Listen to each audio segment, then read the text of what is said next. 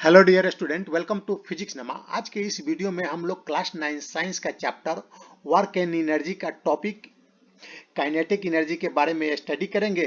और हम ये समझेंगे कि किसी बॉडी में काइनेटिक एनर्जी कैसे आता है और उसका जो मैग्नीट्यूड है, काइनेटिक एनर्जी का मैग्नीट्यूड, उसको भी हम लोग निकालना सीखेंगे। तो आइए हम लोग काइनेटिक एनर्जी के बारे में स्टडी करते हैं। तो काइनेटिक एनर्जी के बारे में स्टडी करने के पहले हम लोग एक संक्षिप्त में देख लेते हैं फॉर्म्स ऑफ एनर्जी। तो फॉर्म्स ऑफ एनर्जी यानी टाइप्स ऑफ एनर्जी, कितने प्रकार का एनर्जी होता है। तो एक होता है मैकेनिकल एनर्जी। तो मैकेनिकल एनर्जी में दो एनर्जी आते हैं, काइनेटिक एनर्जी और पोटेंशियल एनर्जी। तो आपके इस बुक में क्लास 9 में हमें काइनेटिक एनर्जी और पोटेंशियल एनर्जी, इस चैप्टर में हमें ये दो टॉपिक को पढ़ना है, काइनेटिक एनर्जी और पोटेंशियल एनर्जी। तो आज का जो टॉपिक रहेगा काइनेटिक एनर्जी रहेगा। और हीट एनर्जी भी होता है, एक दूसरा एनर्जी है। और केमिकल एनर्जी होता है, इलेक्ट्रिकल एनर्जी, लाइट एनर्जी, और बहुत सारे एनर्जी होते हैं जैसे न्यूक्लियर एनर्जी, टाइडल एनर्जी। तो लेकिन हमारा आज का टॉपिक है वह काइनेटिक एनर्जी है। तो आइए हम लोग काइनेटिक एनर्जी के बारे में स्टडी करते हैं। तो देखिए, एक टेबल है और यहाँ पर एक ट्रॉली है, और ट्रॉली को एक रस्सी के थ्रू एक पुली से लटकाया गया है। यहाँ पर एक मास लटकाया गया है। तो ये हम एक्सपेरिमेंट करेंगे और इस एक्सपेरिमेंट से देखेंगे कि किसी बॉडी में जो काइनेटिक एनर्जी है वह कैसे आता है। तो यह ट्रॉली है और इसके रास्ते में एक बॉडी को रखा गया है। तो जैसे हम यहाँ पर ये मास को लटकाएंगे, तो मास का जो वेट के कारण यह जो रस्सी है, रोप है, वो डाउनवर्ड डायरेक्शन में मूव करने लगेगा।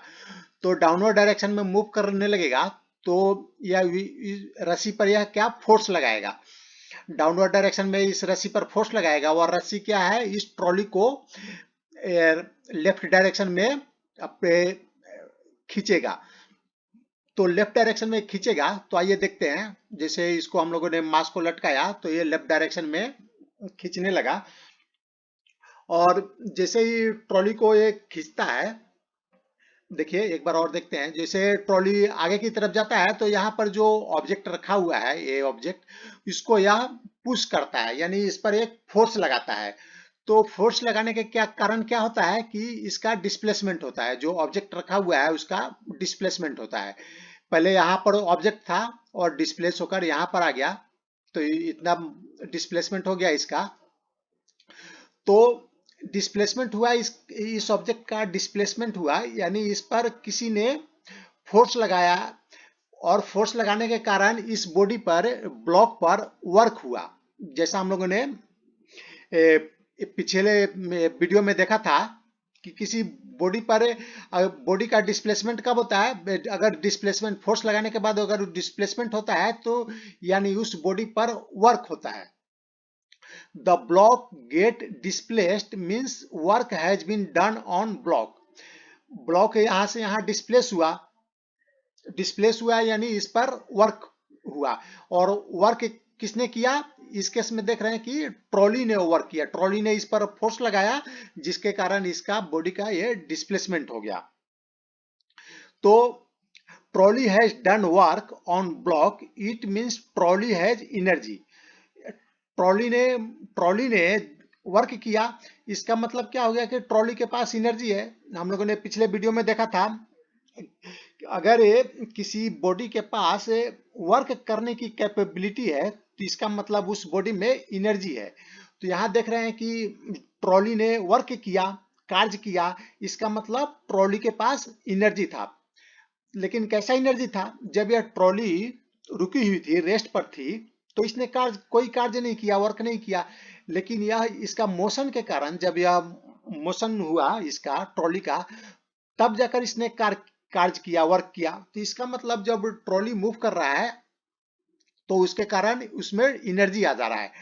Trolley got energy from its motion. जब रेस्ट पर था तो यह कार्य नहीं कर रहा था, वर्क नहीं कर रहा था, किसी भी बॉडी को डिस्प्लेस नहीं कर रहा था। मान लीजिए ट्रॉली को इस बॉडी के पास रख देंगे रेस्ट पर, तो ट्रॉली तो पुश नहीं करेगा इसको, और इस ट्रॉली के थ्रू कार्य भी नहीं होगा, वर्क नहीं होगा। यानी जब ट्रॉली मूव कर रहा था तभी जाकर इसने ट्रॉली ने वर्क किया। तो trolley loses energy and block gains energy. तो इस केस में देख रहे हैं कि अगर कोई बॉडी, ट्रॉली क्या कर रहा है, ट्रॉली ने वर्क किया, किस पर वर्क किया, इस बॉडी पर वर्क किया। तो हम लोग जानते हैं कि अगर कोई बॉडी वर्क करता है तो उसका एनर्जी लूज होता है, और जिस बॉडी पर वर्क होता है उसका एनर्जी बढ़ जाता है, उसमें एनर्जी गेन हो जाता है। तो यहाँ पर देख रहे हैं कि ट्रॉली ने वर्क किया तो इसने एनर्जी लूज किया और ब्लॉक ने एनर्जी गेन किया। तो इसका मतलब क्या है कि ट्रॉली के पास एनर्जी था तभी उसने लूज किया। अब हम क्या करते हैं कि जो मास है उसका, मास का जो क्वांटिटी है उसको हम इंक्रीज कर देते हैं। पहले छोटा मास लिया था, अब अधिक मास लेते हैं। तो अभी उस एक्सपेरिमेंट को करते हैं। तो देखिए ये जो बॉडी है, अभी इसने आकर पुश किया तो इसका जो डिस्प्लेसमेंट है पहले से अधिक हुआ। पहले कम डिस्प्लेसमेंट हुआ था, अभी डिस्प्लेसमेंट अधिक हुआ। तो इसका रीजन क्या है, अधिक डिस्प्लेसमेंट हुआ यानी ट्रॉली ने अभी पहले के कंपेयर में अधिक वर्क किया, यानी ट्रॉली के पास अभी पहले के कंपेयर में अधिक एनर्जी आ गया। ट्रॉली को पहले के कंपेयर में, इसके पहले जो एक्सपेरिमेंट यहाँ पर हम लोगों ने मास कम रखा था तो उसके कारण जो ट्रॉली का वेलोसिटी था वह कम था। अभी ये ट्रॉली का वेलोसिटी अधिक हो गया। वेलोसिटी अधिक क्यों हो गया कि हम जानते हैं कि जो एक्सेलरेशन क्या होता है, फोर्स बाय मास। तो पहले का फोर्स कम था, फोर्स इसके वेट के कारण लग रहा था, तो पहले का मास कम था तो फोर्स कम था, फोर्स हो जाएगा mg। तो m कम था तो फोर्स भी कम था। तो पहले वाले केस में कम फोर्स लग रहा था तो एक्सेलरेशन भी कम था, तो एक्सेलरेशन कम था तो वेलोसिटी भी कम था। इस केस में एक्सेलरेशन अधिक है, फोर्स अधिक है तो एक्सेलरेशन भी अधिक होगा, तो वेलोसिटी भी अधिक होगा कंपेयर टू पहले वाले एक्सपेरिमेंट में। तो वेलोसिटी अधिक हो गया, तो देख रहे हैं कि वेलोसिटी अधिक हो गया तो इसने, ट्रॉली ने अधिक वर्क किया, यानी ट्रॉली के पास अधिक एनर्जी आ गया। तो हम इन दोनों एक्सपेरिमेंट से क्या देख रहे हैं कि अगर वेलोसिटी अधिक है तो एनर्जी भी अधिक है, यानी जो मूविंग बॉडी का ये जो एनर्जी है वह वेलोसिटी पर डिपेंड करता है। More mass of pan more displacement of block. अगर हम पैन में यहाँ पर जो मास है उसको अधिक रखते हैं तो डिस्प्लेसमेंट भी अधिक होता है। यहाँ से देखिए डिस्प्लेसमेंट अधिक हुआ। More mass of pan more energy in trolley. अगर यहाँ पर मास अधिक रहते हैं तो इसका मतलब है कि ट्रॉली में एनर्जी भी अधिक आ जा रहा है। एनर्जी क्यों अधिक आ रहा है, इसका वेलोसिटी अधिक हो जा रहा है, इसके कारण एनर्जी भी अधिक हो जा रहा है। An object moving faster can do more work than an identical object moving relatively slow। यानी कोई बॉडी फास्ट मूव कर रही है, किसी दूसरे बॉडी से कंपेयर करेंगे तो उसके कंपेयर में वह फास्टर मूव कर रही है तो वह जो है अधिक काम करेगी। जो स्लो बॉडी मूव कर रहा है उसके कंपेयर में वह मोर वर्क करेगी। Object in motion possess energy and it is called kinetic energy. तो हम जो काइनेटिक एनर्जी को कैसे डिफाइन करेंगे, object in motion possess energy and it is called kinetic energy. यानी कोई बॉडी जो मोशन कर रहा है, मोशन के कारण जो इसमें एनर्जी है उसको हम लोग काइनेटिक एनर्जी बोलेंगे। मोशन के कारण किसी बॉडी में जो एनर्जी है उसको हम लोग काइनेटिक एनर्जी बोलेंगे। The kinetic energy of a body moving with a certain velocity is equal to the work done on it to make it acquire that velocity. तो अब हमारा जो अब मेन कंसेप्ट आ रहा है यहाँ पर कि जो काइनेटिक एनर्जी किसी बॉडी में कैसे आता है। तो जो काइनेटिक एनर्जी किसी बॉडी में, कोई जो बॉडी मूव कर रहा है उसमें काइनेटिक एनर्जी कैसे आता है, तो हम किसी बॉडी को मूव करने के लिए हम उस पर वर्क करेंगे, कोई एक्सटर्नल फोर्स लगाकर उस पर वर्क करेंगे। तो जितना वर्क करेंगे हम उस बॉडी को मूव करने के लिए, तो वह वर्क बॉडी के काइनेटिक एनर्जी के इक्वल होगा। किसी बॉडी को मूव कराने के लिए हमें वर्क करना पड़ेगा, फोर्स लगाना पड़ेगा। फोर्स लगाएंगे तो उसका डिस्प्लेसमेंट होगा, डिस्प्लेसमेंट के कारण उसमें वर्क होगा।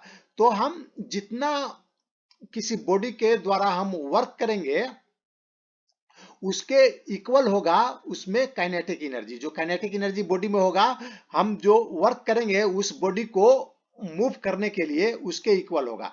The kinetic energy of a body moving with a certain velocity is equal to the work done on it to make it acquire that velocity.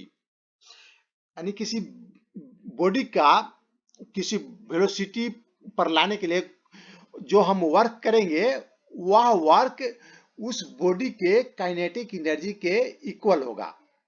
जैसे यह कार अभी रुकी हुई है, तो अब हम इक्वेशन निकालेंगे, काइनेटिक एनर्जी का जो इक्वेशन है उसको निकालेंगे। काइनेटिक एनर्जी का जो मैग्नीट्यूड होगा वह कितना होगा उसको हम लोग ड्राइव करते हैं। जैसे एक कार है, ये अभी रुकी हुई है और इस पर एक आदमी फोर्स लगा रहा है। मान लीजिए यह फोर्स लगाता है, एक फोर्स लगा रहा है, कुछ देर के लिए आप फोर्स लगाया, तो फोर्स लगाएगा तो क्या होगा, फोर्स लगाने के बाद इससे वेलोसिटी आ गया, कार में वेलोसिटी आ गया और इसने फोर्स लगाना बंद किया तो जो कार का यहाँ पर जो वेलोसिटी था उस वेलोसिटी से कार या मूव करने लगा।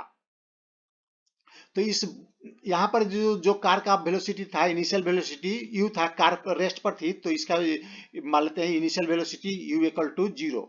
और यहाँ पर जो इस आदमी ने फोर्स लगाकर यहाँ तक फोर्स लगाते हुए आया, तो उसमें इसका जो वेलोसिटी हो गया, कार का वेलोसिटी मान लेते हैं v। तो हम वर्क निकालेंगे। इस आदमी ने इस कार को यहां से यहां तक मूव करने में कितना कार्य किया, वर्क किया। तो वर्क क्या होता है, फोर्स इंटू डिस्प्लेसमेंट, यानी दोनों अगर सेम डायरेक्शन में है तो फोर्स और डिस्प्लेसमेंट को मल्टीप्लाई कर देंगे तो वर्क निकल जाएगा।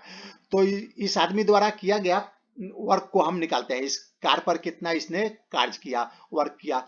तो देखिए डिस्प्लेसमेंट हो गया, मान लेते हैं कि एस, यहां से यहां का डिस्प्लेसमेंट एस है।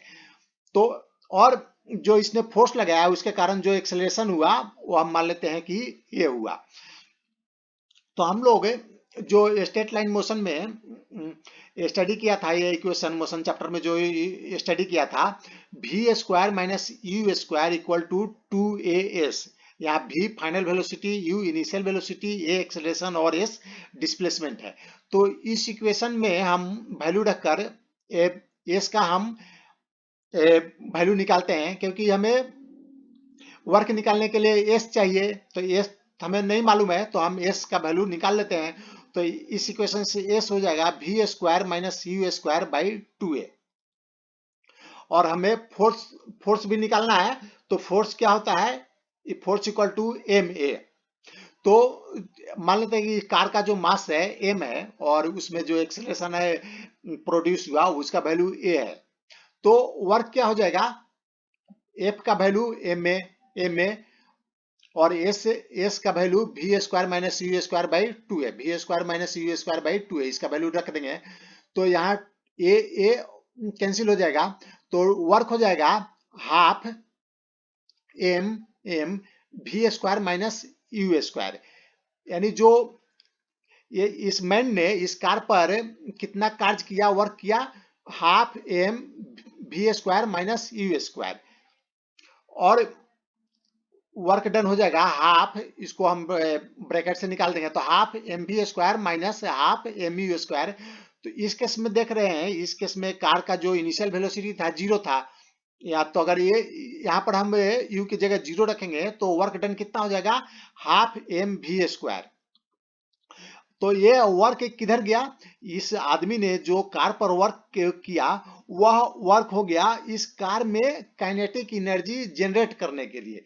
तो इस कार में जो काइनेटिक एनर्जी आया, प्रोड्यूस हुआ, इस आदमी का जो वर्क हुआ, इस आदमी ने जो कार्य किया, कार पर जो वर्क किया उसके इक्वल होगा। यानी जो काइनेटिक एनर्जी ई के, यानी energy kinetic half M V square हो जाएगा। तो आज का यह वीडियो समाप्त हुआ। आपको अगर पसंद आया तो इसे लाइक करें, शेयर करें। Thanks for watching.